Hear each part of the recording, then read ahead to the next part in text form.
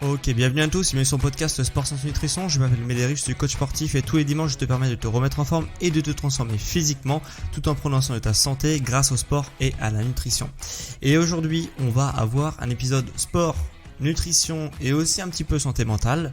Tu vas comprendre, c'est un peu plus implicite mais tu vas le comprendre par la suite.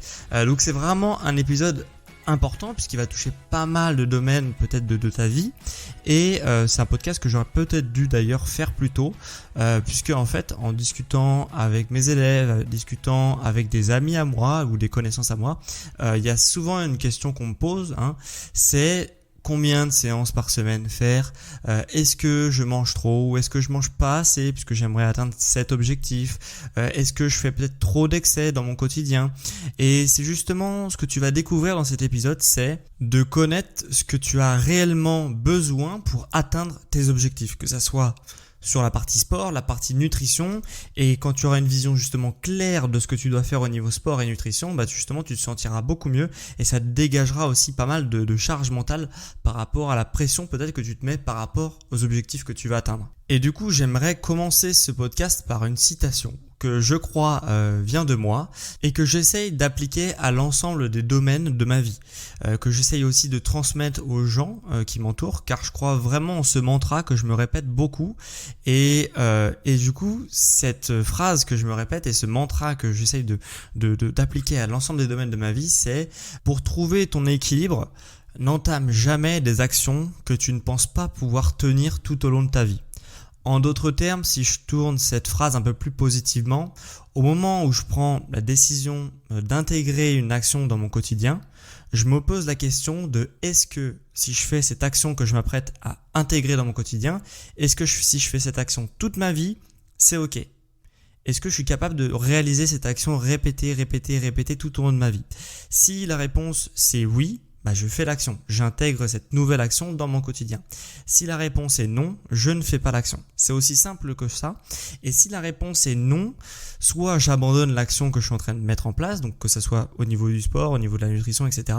Soit j'essaye de trouver des alternatives qui sont peut-être moins contraignantes pour moi, mais qui m'amèneront quand même au même résultat que je veux obtenir. Et justement, en réfléchissant comme ça, je me suis aperçu qu'on va beaucoup plus loin et on arrive à être beaucoup plus persévérant et beaucoup plus régulier sur l'ensemble des domaines de sa vie. Et ce qui amène souvent des résultats, c'est d'avoir de la régularité. Et donc je me force à réfléchir comme ça. Et c'est comme ça que j'ai l'impression d'avoir trouvé un équilibre dans pas mal de domaines de ma vie. Et du coup, j'ai l'impression que c'est un peu le point commun avec les personnes avec qui je discute les personnes qui réussissent les actions qu'ils entreprennent, c'est parce qu'ils sont persévérants et c'est parce que dès le début, ils entament des actions qu'ils sont capables de maintenir et de répéter tout au long de leur vie, ou du moins pendant un certain nombre d'années, parce qu'il n'y a jamais rien de perpétuel dans la vie. Et du coup tu vas te dire ok, j'ai pas trop compris comment concrètement ça se matérialise sur le côté sport, sur le côté nutrition, etc. Même si je t'invite vraiment à extrapoler justement ce mantra sur beaucoup plus d'aspects dans ta vie, comme par exemple sur tes relations sociales ou encore sur ton travail, etc. Mais au niveau sport par exemple, je vais essayer de te prendre un exemple pour vraiment étayer ce que je viens de te dire et ce mantra qui est pour moi hyper important. C'est par exemple, admettons que tu es dans la situation de quelqu'un qui veut perdre 10 kilos. Ok, toi ton objectif c'est de perdre 10 kilos, il n'y a pas 10 000 solutions pour arriver à perdre du poids. La meilleure solution, et peut-être la seule, c'est de faire du sport. Ok, donc on part de ce principe de base de je dois faire du sport parce que j'ai envie de perdre 10 kilos. Et du coup, la question que tu dois te poser, c'est pas quel sport je dois faire pour perdre du poids, combien de séances par semaine je dois faire pour perdre du poids, c'est quel sport tu aimes faire, ok, et combien de séances par semaine tu peux faire sans que ça devienne une contrainte pour toi. Parce que c'est bien là où ça pose problème, c'est quand le sport devient une contrainte, on est de plus en plus frustré, on a de moins en moins de temps parce que c'est une contrainte pour nous, donc on va l'éclipser au profit de d'autres choses et du coup on repousse nos séances de sport, etc. Donc la question, encore une fois je me répète, c'est pas combien de séances et quel sport je dois faire pour perdre du poids, c'est qu'est-ce que j'aime faire et que je pourrais faire toute ma vie sans que ça me pose de problème, et combien de séances par semaine je peux faire potentiellement toute ma vie sans que ça me pose de problème. Et si tu réfléchis comme ça, tu arriveras généralement beaucoup plus loin et tu arriveras in fine à atteindre tes résultats. Alors que si tu pars en sprint, que tu fais 5 séances par semaine et puis que du coup tu te dis au bout d'un moment 5 séances pour quelqu'un qui débute, généralement en plus c'est beaucoup. La semaine suivante peut-être que tu as un problème familial, tu en fais plus que 4. Peut-être que la semaine d'après tu as un problème au travail, du coup tu loupes encore une séance, tu n'en fais plus que 3. Et puis après tu as la flemme la semaine encore suivante, donc tu n'en fais plus que 2 par semaine et puis au bout d'un moment tu vas en avoir marre et tu vas arrêter totalement. Alors que quelqu'un dès le début qui se dit ok, ce sport je l'aime bien, ça me dérange pas, même au contraire j'aime ce sport là, et du coup par contre voilà, même si j'ai des objectifs qui sont relativement élevés, j'ai 10-20 kilos à perdre, je vais faire 2 séances par semaine, parce que 2 séances par semaine c'est quelque chose qui est tenable pour moi, c'est quelque chose que je me vois bien réaliser tout au long de ma vie, de faire au minimum 2 séances par semaine. Et du coup, je vais m'y tenir. Ok, je fais 2 séances, je fais 2 séances, je fais 2 séances. Et puis de semaine en semaine, tu vas renforcer ta routine puisque tu auras de plus en plus intégré le fait que le sport fait partie de ton quotidien. Un peu comme quand tu te brosses les dents, tu vois, tous les matins et tous les soirs, tu te dis pas putain, faut que je me brosse les dents, ça me saoule de me brosser les dents. Non, tu te penses pas comme ça parce que c'est quelque chose qui est intégré dans ton quotidien. Donc au fur et à mesure que tu te brosses les dents, que tu apprends à te brosser les dents, eh bien ça devient de plus en plus naturel pour toi et c'est intégré à ton quotidien et tu ne verrais pas une journée sans te brosser les dents. Et bien là c'est un peu la même chose. À un moment où tu as intégré le fait que tous les jours ou du moins plusieurs fois par semaine tu fais du sport plusieurs fois par semaine, eh bien tu ne peux plus concevoir au bout d'un moment quand tu répètes cette routine que il y a certaines semaines où tu fais rien comme niveau sport et du coup voilà, c'est impensable pour toi, un petit peu comme le brossage des dents, même si je te l'avoue le parallèle est peut-être un petit peu douteux. En tout cas, en pensant comme ça, en pensant petit mais régulier et quelque chose qui est pas contraignant pour toi, tu vas arriver à ton objectif in fine, c'est sûr et certain. Alors que si tu pars sans ton objectif, que dès le début, tu es dans la frustration, tu es dans la contrainte parce que ça te demande beaucoup de temps, beaucoup d'énergie, que tu n'aimes pas faire ce que tu fais, etc. Le pourcentage de chance pour que tu arrives in fine à ton objectif, il est entre 0 et 5%, je te le dis direct. Puisque tu vas arriver au bout d'un moment à un phénomène de saturation et une grande chance pour que tu arrêtes avant d'avoir atteint ton objectif. Et en plus de ça, d'atteindre son objectif, c'est très bien, hein, c'est sûr, c'est cool, mais l'objectif dans la vie, c'est pas d'atteindre ses objectifs, c'est d'atteindre un certain palier et de garder au minima ce palier. C'est pas un coup j'ai atteint mon objectif, après je reprends 10 kilos, après je reperds 10 kilos, etc. etc. C'est vraiment j'ai atteint une silhouette qui me convient et maintenant qu'est-ce que je peux faire pour maintenir la silhouette qui me convient de base, tu vois. Et donc si tu réfléchis comme ça, crois-moi, tu arriveras bien plus loin et tu arriveras à coup sûr à atteindre tes objectifs.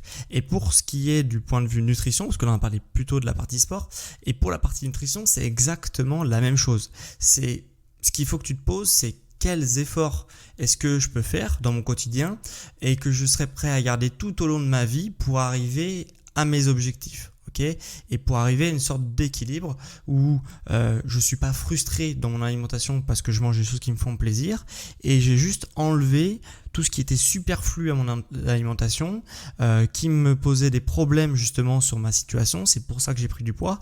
Et du coup, en enlevant généralement tout ce qui est superflu autour de ton alimentation et de ton style de vie, hein, parce que alimentation et style de vie, c'est étroitement lié quand même. Et du coup, en enlevant tout ce qui est superflu, des fois, on arrive vraiment à des très bons objectifs sans toucher la nutrition de base, tu vois. Donc, voilà. L'idée, c'est de se dire qu'est-ce que je suis prêt à faire comme effort parce que de toute façon, effectivement, il va falloir faire des efforts pour changer quelque chose dans ton quotidien, dans ta silhouette, dans ta tête, etc. Il va falloir changer un certain nombre de choses. Mais la question, c'est qu'est-ce que tu peux changer et qui te procurerait des résultats pour atteindre ton objectif sans que ça devienne une contrainte pour toi. Est-ce que par exemple, je te donne plein d'exemples, hein, vraiment non exhaustifs, mais est-ce que c'est ta consommation d'alcool qui ne va pas? Parce que ça arrive beaucoup, notamment sur les personnes qui sont plutôt jeunes et qui sortent pas mal. C'est voilà, la consommation d'alcool. Est-ce que peut-être je bois trop d'alcool, trop souvent? peut-être à petite dose, mais peut-être trop souvent? Est-ce que c'est le fait que j'aime beaucoup les choses qui sont très sucrées et du coup je me prends systématiquement un dessert à la fin de mon repas alors que j'ai plus faim et du coup par gourmandise, voilà, je vais faire un excès sucré qui plus est, donc c'est pas très bon et du coup voilà, c'est le fait de faire ces choses-là répétées, ça va m'écarter de mon objectif. Est-ce que c'est mon petit déjeuner? Voilà, moi j'ai pas évolué depuis, je parle pas pour moi, hein, mais voilà, j'ai pas évolué depuis l'âge de mes 5 ans. Je prends toujours mon bol de céréales avec du lait le matin. Je sais que c'est pas bon, mais je le fais quand même. Et peut-être, est-ce que je peux pas remplacer ce bol de céréales avec du lait le matin par autre chose d'un peu plus sain? Voilà, c'est pas mal de petites choses comme ça qui sont peut-être ancrées dans ton quotidien, mais qui sont superflues et sans faire un bouleversement total au niveau de ta nutrition. J'entends par là manger que du poulet avec des haricots verts et des œufs, sans faire tout ça, tu vois. Est-ce que je peux pas arriver à une forme de nutrition, une forme d'équilibre, hein, toujours la même mantra, c'est une question d'équilibre. Est-ce que je peux pas trouver un meilleur équilibre pour arriver à mes objectifs, certes de façon un peu plus longue, un peu plus fastidieuse, mais de manière durable et de manière certaine également. Car de toute manière, si tu entames un processus de changement, on en revient à mon mantra de tout à l'heure, si tu entames un processus de changement qui est contre nature, qui n'est pas naturel pour toi, tu vas retomber au bout d'un moment, sur plusieurs semaines, plusieurs mois ou plusieurs années, dans ta situation que tu étais auparavant et du coup tu vas retomber dans exactement les mêmes problèmes que tu avais auparavant. Donc autant faire des petits changements qui sont pas contre nature pour toi mais qui sont juste des ajustements qui vont pas te frustrer, où tu vas quand même te sentir bien et du coup pouvoir le durer potentiellement jusqu'à la fin de ta vie plutôt que de faire des petits changements que tu sais que de toute façon tu vas reprendre tes mauvaises habitudes par la suite. Et c'est d'ailleurs pour ça que je suis complètement contre les régimes restrictifs, puisque justement les régimes restrictifs où tu vas contre tes valeurs, contre ce qui est naturel pour toi, eh bien c'est un peu des pansements sur une jambe de bois. C'est-à-dire qu'au bout d'un moment, tu vas forcément reprendre tes mauvaises habitudes, puisque un régime restrictif, comme son nom l'indique, c'est restrictif et c'est un régime, donc tu ne vas pas pouvoir le tenir, donc une fois que tu vas peut-être arriver par chance à tes objectifs, tu vas forcément reprendre les habitudes que tu avais avant. Et forcément, si tu reprends les habitudes que tu avais avant, il n'y a aucune raison pour que tu ne reprennes pas aussi le corps et l'état d'esprit que tu avais avant. Donc tout ça est lié.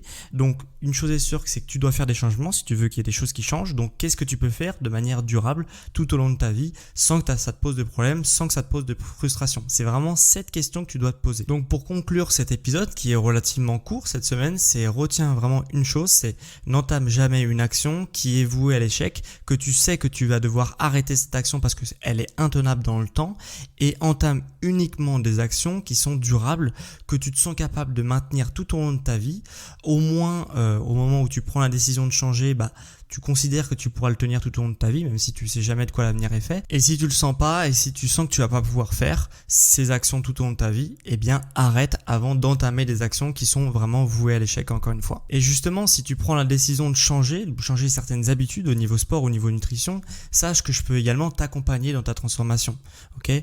En entamant les actions que tu te sens capable de réaliser et de maintenir dans la durée. Et pour cela, je peux t'accompagner et tu peux prendre rendez-vous sur le lien en cliquant sur le lien en description de cet épisode, ou alors tu peux également te rendre sur la page d'accueil de mon site internet sportsanténutrition.com et tu peux également prendre rendez-vous via la page d'accueil. Donc voilà, et on essaiera de voir ensemble comment on peut entamer un processus de changement, quelle action c'est supportable pour toi de réaliser et du coup quel objectif tu veux obtenir via ces actions. Et du coup moi j'essaierai de te structurer tout ça et de t'accompagner au mieux au quotidien pour justement que tu arrives à tes objectifs sans frustration et de manière durable surtout. Donc si cet épisode t'a plu, moi ce que je t'invite, et n'oublie pas que c'est la meilleure manière de me soutenir et de soutenir mon travail et mon entreprise, c'est de mettre 5 étoiles sur la plateforme d'Apple Podcast et même d'écrire un avis si tu es vraiment motivé sur l'émission. Ça va vraiment aider mon podcast à qu'il soit découvert par plus de monde. Donc vraiment je te serai vraiment éternellement reconnaissant si tu prends 5 secondes pour écrire un avis sur l'émission et de mettre un avis 5 étoiles. Tu peux également mettre un avis 5 étoiles si tu as un téléphone Android par exemple sur l'application Spotify. Ça aidera grandement aux personnes de me découvrir, et quand on voit qu'il y a plus de 300 évaluations positives sur l'émission, forcément ça encourage d'autres auditeurs à écouter. Donc vraiment merci à ceux qui prendront 5 secondes pour au moins mettre un avis 5 étoiles. En tous les cas, moi c'était vraiment un plaisir pour moi de te partager ce podcast, et on se retrouve quant à moi dimanche prochain à midi pour un prochain épisode sur Sport Santé Nutrition. Ciao les sportifs intelligents.